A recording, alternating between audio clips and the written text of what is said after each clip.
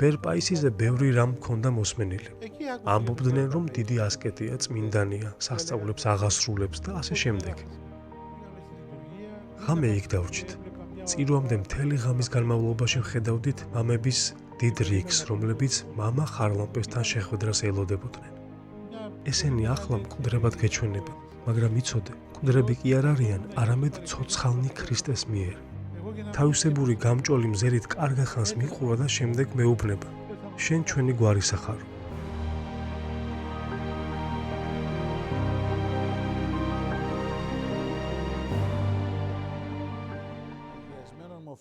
მეუფეო, წინა გადაცემაში საუბარი იმ მომენტიდან შევწყვიტეთ, როცა წმინდა მთა პირველად მოინახულეთ.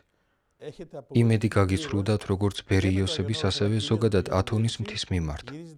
დაბრუნდით უკან და მეორედ უკვე მეგობრებთან ერთად კვლავ გადაწყვიტეთ ათონზე წასვლა. სწორედ ასე იყო, რადგანაც პირველად ათონზე ჩემი არასწორი შეხედულებებითა და განწყობებით ჩავედი. მეორედ ჩემს თანაკურსერებთან ერთად წავედი. ასე 6-7 ბიჭი ვიყავით. პარაკლიტის მონასტრის გამოცემული წიგნი მქონდა წაკითხული, რომელშიც თანამედროვე ათონელ წმინდა მამებზე იყო მოთხრობილი. ეს წიგნი ძალიან დამეხმარა. სმენოდა კატუნაკებისა და კარულიის საოცარ მონასტრებზე. ასე ჩავსხედით ხისნავში და კარულიის მონასტრებისკენ გავემგზავრეთ. ამჯერად მამებს უკვე სულ სხვა თვალით ვუყურებდი. გამშორდა ის დემონური ენერგია, რომელიც ყველაფერს უარყოფითად წარმომიჩენდა. ახლა არათუ აღარ განვიკითხავდი, არამედ პირიქით, დიდი მოკრძალებითა და აღფრთოვანებით ვუმზერდი მათ. ასე მივედით კარულიაში.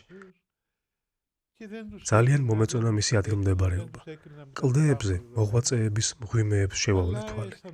იქვე ადგილობრივ მამებს თავიანთი ნივთების წასაღებად მოეყარათ თავი. ახლა მათ უკვე როგორც ანგელოზებს ისე ვუყურებდი. მამებს საკმაოდ უბრალოდ ეცვათ. დუმარენი და ასკეტური გარეგნობის იყვნენ. ზუსტად ისე, როგორც წარმომედგინა. ამ ყველაფრით ძალზე დახრთოვანებული ვიყავი.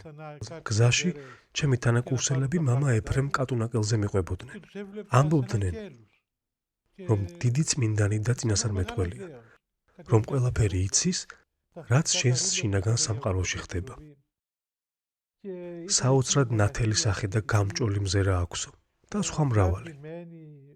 მეც უსმენდი და საოცარი წარმოდგენა შემექმნა ამ მოღვაწეზე. შუა დღეს კატუნაკებისკენ გზას გაჭირვებით ავუყევით. ყველაზე მეტად მე გამიჭირდა, რადგანაც რთულად სავალ ბილიკზე სიარულს მიჩვეული არ ვიყავი.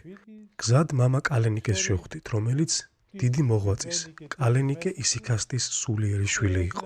როდესაც ბიჭებმა მითხრეს, რომ ეს ბერი, კალენიკე ისიქასტის მოწაფეაო, აღფრთოვანებისგან კინაღა მგონება დავკარგე. ეს მადლმოსილი ბერი ქვევით მიემართებოდა და თან გვკითხა. ბიჭებო, ქვაბი ხომ არ გინახავთ ნავიდან დატოვებულ ნივთებში? ჩვენ უპასუხეთ, რომ არაფერი გვინახავს და რაც იყო, ყველაფერი წამოვიღეთ. შემდეგ გვეუბნება, მოძღვარმა მაკურთხა და თუნდაც აღარაფერი იყოს, მაინც უნდა ჩავიდე და მოვძებნოო. ამ მოხუცი მონაზვნის სიტყვებმა დიდი შთაბეჭდილება მოახდინა ჩემზე. იგი 80 წელს გადაცილებული იქნებოდა და მიუხედავად ამისა, კურთხევის შესასრულებლად მაინც არ დაეზარა ამ რთულ დაღმართზე ჩასვლა. დიდი გაჭირვებით ავიარეთ კატუნაკებისკენ მიმავალი გზა. გული პატარა ბიჭისავით მიცემდა. პირველ რიგში დაღლილობისგან და შემდეგ კი იმ მოლოდინით, რომ ასეთ დიდ წმინდანს უნდა შევხვედროდით. თან 2-5 კარავალის ფორმის ორცხობილები მიგქონდა. მაშინ ყველაზე საუკეთესო ორცხობილად ითვლებოდა. მივედით, დავაკაკუნეთ კარებზე და მაშინვე გაგვიხეს. ბერი ეფრემი ხელსაქმით იყო დაკავებული. სეფისკვერის ბეჭდებს ამზადებდა. იგი თავის სახელოსნოში ღუმელის გვერდით იჯდა, რომელშიც ხეები მუშავდებოდა ბეჭდის გამოსაკვეთად. ოთახში სიბნელე იყო. მე ყველაზე ბოლო შევედი. ეშინოდა, ჯერ მინდოდა მენახა სხვებს როგორ მიიღებდა. მამა ეფრემზე საუბრობთ? დიახ, მამა ეფრემზე. წმინდა ეფრემ კატუნაკელზე. შევედით თუ არა მოგვესალმა და გკითხა. საიდან ხართ ბიჭებო? თესალონიკიდან, მამაო, უპასუხეთ. და აქისთვის მოსულ ხართ. თქვენგან კურთხევის მისაღებად თქვა უთხარით. სულ ტყუილად გარჯილ ხართო. უნდოდა ეთქვა ჩემი გულისთვის არ ღირდა ამ ხელა გზაზე მოსვლაო. ერთმა ჩვენთაგანმა უთხრა: მამაო, ორცხობილები მოგიტანეთო. ორცხობილები კატუნაკებში? ვერ ხვდებით სად მოხვედით? აქ კატუნაკებია. როგორც კი ეს გვითხრა, მუხლები მომეკვეთა. გვეუბნება. ახლავე გამოაღეთ ფანჯარა და გადაყარეთ ეგ თქვენი ორცხობილებიო. ალბათ გაგვეხუმრა, მაგრამ ისე სერიოზულად გვითხრა, რომ ჩემთვის მოსამართლის განაჩენს უდრიდა. ბიჭები რიგრიგობით მიდიოდნენ მეტანიას უკეთებდნენ და ხელზე ემთხვეოდნენ. მე შიშისაგან ვცახცახებდი და ამიტომ ყველაზე ბოლოს მივედი. მეტანია გაუკეთე, ხელზე ვემთხვიე და როგორც კი ხელზე ვემთხვიე, უცებ მეუბნება. ოპა, დავიჭირეთ ქურდი. ცივ მოოფლმა დამასხა. შიშისგან უფრო მეტად ავცახცახდი. ვიფიქრე, ახლა ყველას წინაშე დაიწყებ ჩემი ცოდვების ჩამოთვლას მეთქი. თავისებური გამჭოლი მზერით კარგა ხანს მიყურა და შემდეგ მეუბნება. შენ ჩვენი გვარისა ხარო. დაბნეულობისგან ვერ მივხვდი, რას მეუბნებოდა და ვკითხე. მამაო, თქვენს კვიპროსიდან ბრძანდებით მეთქი? ვიფიქრე, რახან მითხრა, ჩვენი გვარისა ხარო, ალბათ ისიც კვიპროსელია მეთქი. აბა სხვა რა უნდა მეფიქრა? გაიღიმა. ხელი ასე გაიქნია და მეუბნება. შენ ჯერ კიდევ გძინავსო. ასე ჩამოსხედით მის ოთახში. მე გვერდით დამისვა. ცოტა გვესაუბრა, მაგრამ მალევე მისი მორჩილი მოვიდა და უთხრა: მამაო, აღვასრულოთ მწუხრის მსახურება. რა თქმა უნდაო, მიუგო მან. შემდეგ ჩვენ მოგვიბრუნდათ და გვითხრა: ბიჭებო, მწუხრი უნდა აღვასრულოთ. ახლა გადით გარეთ და 1 საათის კვნილზე ილოცეთო. მე მეკითხება: დიაკვანო, გაქვს კვნილი? დიახ, მამაო, მეთქი. აბა მაჩვენე შენის კვნილიო. მეც ამოვიღე ჩემი პატარას კვნილი და ვაჩვენე. უცებ შეიცხადა: ეს რა არის? ეს არის კვნილი? შემრცხვა. სხვა არ მქონდა და არც ვიცოდი, რომ უფრო დიდი კვნილებიც შეიძლებოდა მქონოდა. ადგა, თავისის კვნილი მომცა და მითხრა: ახლა დადექი და 1 საათის კვნილზე ილოცეო. თვითონ სენაკში შევიდა. ჩვენ გარეთ დავრჩით და კვნილზე ლოცვა დავიწყეთ. როგორ ვილოცეთ ღმერთმა უწყის. 1 საათის შემდეგ მოგვიხმო და გვითხრა: ბიჭებო, ჩვენ ახლა თომაელთას კითში მივდივართ. თქვენ წამოდით. საღამოს დანიელების კელიაში დარჩებით, რადგანაც თქვენი დასატოვებელი ადგილები ჩვენ არ გვაქვსო. ასე მოვიქეცით. ავედით თომაელთა კელიაში. სწორედ იმ დღეს აღნიშნავდნენ თომა მოციქულის ხსენებას. მთელი გზის განმავლობაში მამა ეფრემს ჩემი ხელი ეკავა. თითქოს მეყრდნობოდა აღმართზე ასვლაში რომ დავხმარებოდი, მაგრამ დარწმუნებული ვარ, ეს უფლის განგებულება იყო. ამ დროს მე საოცარ მადლსა და სულიერ აღტაცებას განვიცდიდი. ასე მივედით თომაელთა კელიაში. იქ გაგვიმასპინძლდნენ და შემდეგ დანიელთა კელიაში გადავედით, სადაც დავრჩით. უნდა ითქვას, რომ აბრაამისეული სტუმართმოყვარეობით მიგვიღეს. საღამოს მოთოშული ველური ფხალეული გვაჭამეს, რომელიც ძალიან მწარე იყო. მე ვერ ვჭამე. უთხარი, ბოდიში, მაგრამ ვერ შევჭამ, ძალიან მწარეა მეთქი. მამა სტეფანეს გაიღიმა და მეუბნება: დიაკვანო, არ იცი რომ ათონის უდაბნოში მწარე ფხალს ვჭამთო? მე საიდან უნდა მცოდნოდა, მოკლედ ვიტრაპეზეთ. მე ამ ფხლის ნაცვლად სხვა რაღაც ვიპოვე და ის შევჭამე. შემდეგ მონასტრიდან გამოვედი და კლდეებზე დავძრებოდი. ჩემი ჭკუით მეგონა გამოქვაბულებში განდეგილებს ვნახავდი. საღამოს ხსერობა აღვასრულეთ. ჩემზე დიდი შთაბეჭდილება მოახდინა თუ როგორ მოწესრიგებული ჰქონდათ მამებს ყოველივე. ყველაფერი უბრალო და ღარიბული იყო. მაგრამ ლამაზი. მონასტრის წინამძღვარი, მამა მოდესტოც გავიცანით, რომელმაც მეორე დილით წირვა აღასრულა. უფლის ანგელოზევით მსახურობდა და საოცრად გაბწყინებული სახე ჰქონდა. ეს ნამდვილად არაამქვეყნიური ლიტურგია იყო. მამა მოდესტო იყო უბრალო, სუფთა სულის, ნამდვილი წმინდანი, როგორც ხორცშესხმული ანგელოზი. ის რაც მაშინ ბერ ეფრემთან შეხვედრით და შემდეგ ამ მონასტერში შევიგრძენი, სრულიად საპირისპირო იყო იმისგან, რაც ათონზე პირველად ჩასვლისას განვიცადე. შემდეგ წმინდა პავლეს მონასტერში გადავედით ფეხით. გავიარეთ წმინდა ანას კიტში, სადაც გავიცანით მამა თეოდოსი და მამა ანდრია, რომლებმაც მრავალი საოცარი ამბავი მოგვითხრეს წმინდა მთაზე. ასევე იმაზე, თუ როგორ იხილეს დაფარული, უხილავი წმინდა ბერები. საღამოს წმინდა დიონისეს მონასტერს მივადექით, რომელიც მუდამ კინობიალური და საოცრად ასკეტური მონასტერი იყო. მაშინ მისი წინამძღვარი მამა გაბრიელ დიონისელი იყო. როგორც კი მივედით, მაშინვე ტრაპეზზე შეგვიყვანეს. აქ სხვა მონასტრებთან შედარებით უფრო კარგი საჭმელი ჰქონდათ, რამაც ძალიან გამახარა. მაგალითად, იქ ჰქონდათ შემწვარი კარტოფილი კვერცხით და კარგადაც გიახელით. შემდეგ სერობის მსახურებაზე შევედით. პირველად ვიყავი ამ მონასტერში. არც არავინ მიცნობდა და არც არავის ვიცნობდი. მამა გაბრიელზეც ბევრი არაფერი მსმენოდა. სერობაზე დიდი სულიერი გამოცდილების მიღების ღირსი გავხდი. მსახურებაზე ღვთისმშობლის პატარა ეკვდერში ვიჯექი. სიბნელე იყო და მეც ყველაფერი შავად და უსიცოცხლოდ მეჩვენებოდა. დაკემსილი, შავი სამოსით შემოსილი 40-50 ბერი და ყველა ასაკოვანი. კვლავ შემომიტია განსაცდელმა. ვამბობდი ჩემთვის, აქ როგორ ცხოვრობენ, სასაფლაოს გავს აქაურობა. ესენი ყველანი მკვდრებივით, მუმიებივით დადიან მეთქი. წარმოუდგენლად მეჩვენებოდა ასეთ ადგილას ცხოვრება. ვფიქრობდი ათონზე დარჩენაზეც, მაგრამ ასეთ პირობებში ცხოვრება შეუძლებლად მიმაჩნდა. ყველაფერი შავად და ბნელად მეჩვენებოდა. როცა სტასიცში ვიჯექი და ამ ყველაფერზე ვფიქრობდი, უცებ ერთი ბერი მომიახლოვდა, რომელიც კანდლებს ანთებდა და მეუბნება. დიაკვანო, ნუ აფასებ მხოლოდ გარეგნულად. ესენი ახლა მკვდრებად გეჩვენება, მაგრამ იცოდე, მკვდრები კი არ არიან, არამედ ცოცხალნი ქრისტეს მიერ. ეს მითხრა და წავიდა. მე ვუთხარი, მადლობა მამაო მეთქი. ისე დავიბენი, არ ვიცოდი რა მეთქვა და თავიდან მის სიტყვებსაც ვერ ჩავწვდი. როცა გამშორდა, მერე გავაცნობიერე და გავოცდი. საიდან იცოდა გულში რას ვფიქრობდი. ეს ბერი მამა პაისი იყო. წარმოშობით კვიპროსიდან.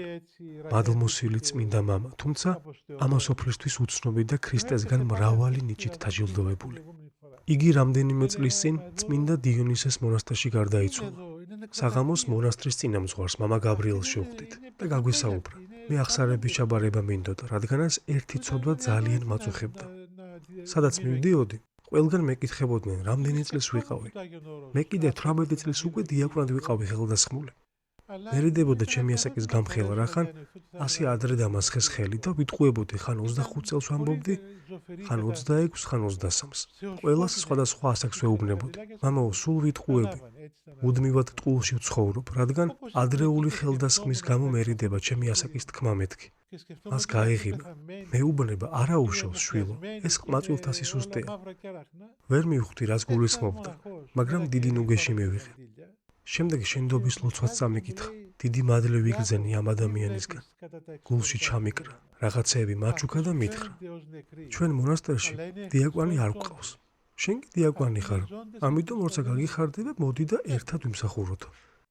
მე უკვე მოვხუცდი და მარტო მსახურება მეჭირსო. ამან აღმაფრთოვანა, რომ ბერმა ამხელა ყურადღება მომაქცია. ბერ იოსებზე ჯერ არ ფიქრობდით? არა, ბერი იოსები ჯერ არაფერ შუაში არ იყო. ასე წამოვედით მეორე დღეს დიონისეს მონასტრიდან. ჩავედით კარიესში და შემდეგ ბურაზერის მონასტერში, მამა ხარლამპის სანახავად მივედით. იქ ნამდვილი თებაიდის უდაბნო დაგვხვდა, როგორც წმინდა პახუმის ცხოვრებაში აღწერილი. მამებს დიდი ღვაწლი ჰქონდათ. ყველას სამასიანის ყვნილი ეკავა, დუმარებაში იყვნენ, ყოველ ღამეს იესოს ლოცვაში ატარებდნენ. გამთენიისას კი ლიტურგიას ესწრებოდნენ და ეზიარებოდნენ. ღამე იქ დავრჩით. წირვამდე მთელი ღამის განმავლობაში ვხედავდით მამების დიდ რიგს, რომლებიც მამა ხარლამპესთან შეხვედრას ელოდებოდნენ. ვიკითხე, რას ელოდებიან მეთქი. გულის სიტყვები რომ გაუმხილონ მოძღვარსო, მიპასუხეს. გულის სიტყვა რა იყო, ისიც კი არ ვიცოდი. შემდეგ მამა ხარლამპემ ლიტურგია აღასრულა. ამ წირვამ ჩემზე დიდი შთაბეჭდილება მოახდინა. შემდეგ მასთანაც მივედი აღსარებაზე. რაღაცეები მითხრა, მაგრამ ბევრი ვერაფერი გავიგე. მეკითხება აკეთებ მეტანიებს, რა თქმა უნდა მეთქი. მეკითხება რამდენს? 25 თქო. დიაკვანი ხარ და მარტო 25 მეტანიას აკეთებ? აბა რამდენს უნდა ვაკეთებდე მეთქი? 500 მაინცო, მეუბნება. კინაღამ გული წამევიდა 500 მეტანია რომ გავიგე. აღარაფერი ვუთხარი. გულში კი ვიფიქრე, ერთი აქედან წამიყვანა და არაფერსაც არ გავაკეთებ მეთქი. სხვა რაღაცეებიც მითხრა, მაგრამ ხმას აღარ ვიღებდი. როდესაც შენდობის ლოცვა წამიკითხა, მერე მეუბნება. დიაკვანი, რაღაც კარგს ვხედავ შენში. ჩემში რაღაც კარგ განწყობას იწვევს შენს მიმართ. ვინ ხარ, საიდან ხარ? სად მიდიხარ? არ ვიცი, მამაო მეთქი. უპასუხე. შემდეგში ამიხსნა, რომ ჩემში იმ კავშირს ხედავდა, რომელიც ბერ იოსებთან მომავალში უნდა განვითარებულიყო. ისინი ერთი სულიერი ოჯახის წევრები იყვნენ, როგორც ბერი იოსები და ბერი ხარლამპი, ასევე ბერი ეფრემ კატუნაკელი. Δεν ξέρω γέροντα. თქვენ ამის შესახებ იცოდით? რა თქმა უნდა არა. ეს ყველაფერი რომ მოვისმინე, გულის სიღრმეში შევინახე. მამა ხარლამპი მომეწონა, მაგრამ ამასთანავე ცოტა შემეშინდა კიდეც მისი. ტრაპეზზე გამოაცხადა. დღეს არავის არ გაქვთ კურთხევა რომ ილაპარაკოთო. იმ დღეს არავის სიტყვა არ დაუწროს. ვიფიქრე, სად შემიძლია მე ასეთ პირობებში ცხოვრება? ჯობია ახლავე გავეცალოთ აქაურობას მეთქი. იქიდან ფილოთეოს მონასტერში გადავედით. მივედით თუ არა იმ წამს მოვიდა ბერი ეფრემის მონასტერში. გამოვიდნენ მამები კურთხევის ასაღებად. ყველა მისკენ მიდიოდა და მის წინაშე იჩოქებოდნენ. პირდაპირ როგორც ღმერთს, ისე დახვდნენ. ეს ყველაფერი ძალიან უცნაურად მეჩვენებოდა. მეცავიღე კურთხევა. იცნობდით მას? არა, უბრალოდ მასზე მსმენოდა. გულში ჩამიკრა, მომეფერა. ჩემო შვილიკო, საიდან ხარო? კითხა. კვიპროსიდან მამაო მეთქი უპასუხე. მეტი არაფერი. უთხარი რომ ახსარების ჩაბარება მინდოდა. მიპასუხა, მოგვიანებით გნახაო. ამ მონასტერში ერთმა რამემ გამაოცა. ვისაც კი რამეს ვეკითხებოდით, ყველა ლოცვით გვპასუხობდა. ვეკითხებოდით, მამაო, რომელ საათზეა მწუხრი? ისინი კი უფალო იესო ქრისტე შემიწყალე მე, უფალო იესო ქრისტე შემიწყალე მე. 5 საათზე. შემდეგ კვლავ უფალო იესო ქრისტე შემიწყალე მე, უფალო იესო ქრისტე შემიწყალე მე. არავინ არ გვესაუბრებოდა. რა დაემართა ამ ხალხს მეთქი? რა ხდება აქ? გაუცებულნი ვიყავით. ყველგან მხოლოდ ლოცვა ისმოდა. იესოს ლოცვის შესახებ იცოდით რაიმე? მსმენოდა, მაგრამ მხოლოდ ძილის წინ ვამბობდი ცოტას. მამა ათანასე სტავროუნელი მეუბნებოდა და მასწავლიდა, მაგრამ მე სად შემეძლო ასეთი რამეების გაგება? წუხრზე სულ გაივსო ეკლესია. დაახლოებით 80 ახალგაზრდა მონაზონი ცხოვრობდა მაშინ იქ. ეს მაშინ უპრეცედენტო ფენომენი იყო ათონის მთაზე. ფილოთეოს მონასტერში? დიახ. ფილოთეოს მონასტერში მამა ეფრემს ახსარება ჩაობარე და მან ჩემზე დიდი შთაბეჭდილება მოახდინა. მე ასე ყველას ვაბარებდი ახსარებას და ერთი და იგივეს ყველას თავიდან ვუყვებოდი. მასაც მოუყევი ჩემი ამბები. მან კი მთელი თავისი ცხოვრება მომიყვა. თუ როგორ იზრდებოდა, როგორ ფრთხილობდა სულიერ ცხოვრებაში. მომიყვა მის დედაზე, რომელიც მონაზონი იყო. მომიყვა ბერ იოსებ ისიქასზე და მის სულიერ ძმებზე. მამა ხარალამპეზე, ბერ იოსებ კვიპროსელზე. კითხა, ბერი იოსები ნახეო? მე არ უპასუხე, რადგანაც არ მინდოდა მეთქვა რომ ვნახე და არ მომეწონა. შემდეგ გამწვიფრდი იმით, რომ წუხრის ბოლოს სტოვაში რამდენიმე ბერი მუხლებზე იყო დაჩოქილი და თავიან ცოდვებს ყველას წინაშე ხმამაღლა აღიარებდნენ. ერთი ამბობდა, შემინდეთ მამებო, დღეს უქმად მეტყველებაში ჩავარდი. სახალხოდ? დიახ, მეორე ამბობდა, შემინდეთ მამებო, უგუნურად გავიცინე. მე შემეშინდა, მამები კი ჩაუვლიდნენ და ეუბნებოდნენ. ღმერთმა შეგინდოსო. შემდეგ ტრაპეზებზე საკითხავებს კითხულობდნენ კაცრ მოღვაწეებზე. მე განუწყვეტლივ მამა ეფრემს ვუყურებდი, რომელიც მიუხედავად იმისა, რომ პირველად ნახე, ძალიან შემიყვარდა. მაგრამ თანამავდროულად შემაშინა კიდევაც, რადგანაც ბერებს სტოვაში მუხლებზე აყენებდა. ვიფიქრე, მე რომ აქ დავრჩე, მეც მუხლებზე დამაყენებს. საჯაროდ მათქმევინებს ჩემ ცოდვებს და მაგდენი საჩემეძლია მეთქი. ამის წარმოდგენას კი არ შემეძლო. ესე იგი, მიუხედავად ამისა, გონებაში მაინც ჰქონდათ აზრი, რომ შეიძლებოდა მათთან დარჩენილიყავით. დიახ, ერთ-ერთი ვარიანტი ეს მონასტერიც იყო. მომდენო დღეს მამა პაისისთან მივაღწიეთ. ბერ პაისიზე ბევრი რამ ჰქონდა მოსმენილი. ამბობდნენ, რომ დიდი ასკეტია, წმინდანია, სასწაულებს აღასრულებს და ასე შემდეგ. მაშინ ბერი სტავრონიკიტას მონასტრის მახლობლად ცხოვრობდა, უდაბურ ადგილას პატიოსანი ჯვრის კელიაში, რომელიც ადრე მამა ტიხონ რუსს ეკუთვნოდა. მამა პაისისთან მე და ჩემი თანაკურსელი მივედით. ისიც დიაკვანი იყო. მივედით, დავრეკეთ ზარი, მაგრამ არ გვიპასუხა. კვლავ დავრეკეთ და არ გვიპასუხა. მეც კნილზე ლოცვა დავიწყე და ვამბობდი, უფალო იესო ქრისტე, შთააგონე მამა პაისის, რომ მიგვიღოს მეთქი. როგორც კი კნილის ბოლოს მარცვალზე მივედი, ბერის ხმა გავიგონეთ და დავინახეთ, რომ კარების გასაღებად გამოვიდა. როგორც კი დავინახე, სრულიად დამეკარგა წარმოდგენა. იგი საოცრად გამხდარი იყო და მხრებზე მწვანე პლედი ჰქონდა მოხვეული. მე ეს ძალიან სასაცილოდ მომეჩვენა. ვიფიქრე მწვანე პლედი რომ მოუხურავს, შავი არ ჰქონდა მეთქი, რაღაც თვალში არ მომევიდა. გაგვიღო და ჩვენც შევედით. იქვე პატარა ოთახში ჩამოვსხედით. ყველაფერი ძალზედ ღარიბული და ღრმად ასკეტური იყო. ბერმა სხვადასხვა ამბების მოყოლა დაიწყო. რაც მე დიდად სულიერად არ მომეჩვენა. უყვებოდა ამბებს და იცინოდა. რომ იცინოდა, ესეც არ მომეწონა. ვიფიქრე, კი მაგრამ ასკეტები ასე იცინიან? მამა ათანასე სტავრონში არ იცინოდა. არც ლაპარაკობდა.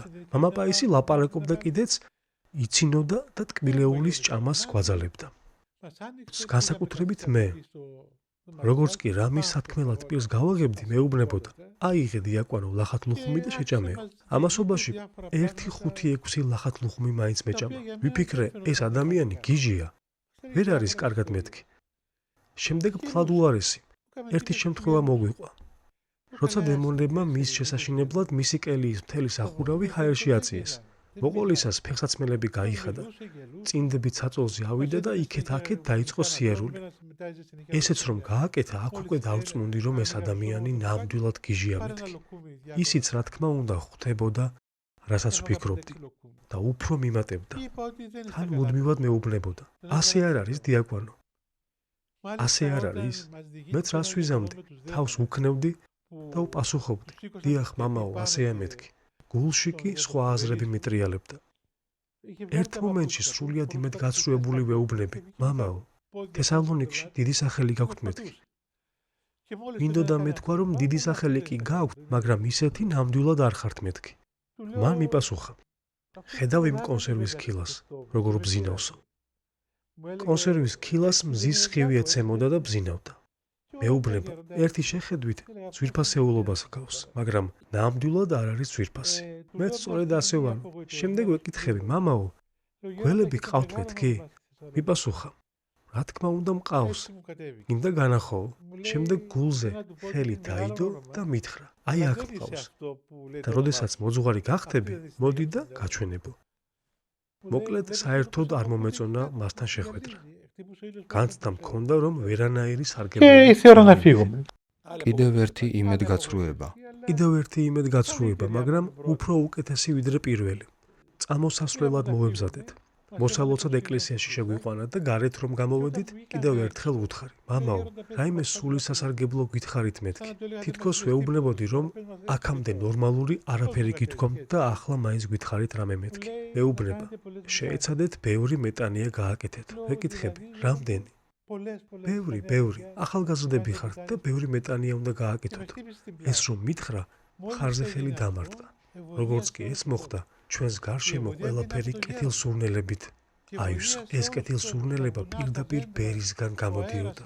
ყველაფერი კეთილსურნელებით აივსო. ტყე, მთები, ხეები, ჰაერი, ქვები, ბალახი, ყველაფერი. გაუცებით შევხედე მას. მან კი ვითომც არაფერი მომხდარა, გითხრა, აბა, წადით ახლა, წადით მალეო. ასე ნაჩქარევად გამოგვიშვა და თვითონ კი კალივის კარი მიიხურა. სხვა დროსაც კი იგრძნიათ ასეთი კეთილსურნელება? არა, ეს პირველად იყო. შემდეგ ჩემს თანაკურსელებთან ერთად სირბილით წამოვედით. მე მსუქანი და მიუჩვეველი ვიყავი და ვეკითხები, რატომ მიურბივართ მეთქი? არ ვიციო, მიპასუხა. სულელებივით მიურბოდით. ისეთი ენერგია მოგვეძალა, რომ იქიდან ბურაზერის სკიტამდე სულ სირბილით ავედით. მამები გაუცებულები გვიყურებდნენ. მოკლედ, საღამოს ისევ ბურაზერში დავრჩით. შემდეგ დღეს კი გამოვედით წმინდა მთიდან. აქ კი შევწყვიტოთ და შემდეგ ჯერზე გავაგრძელოთ.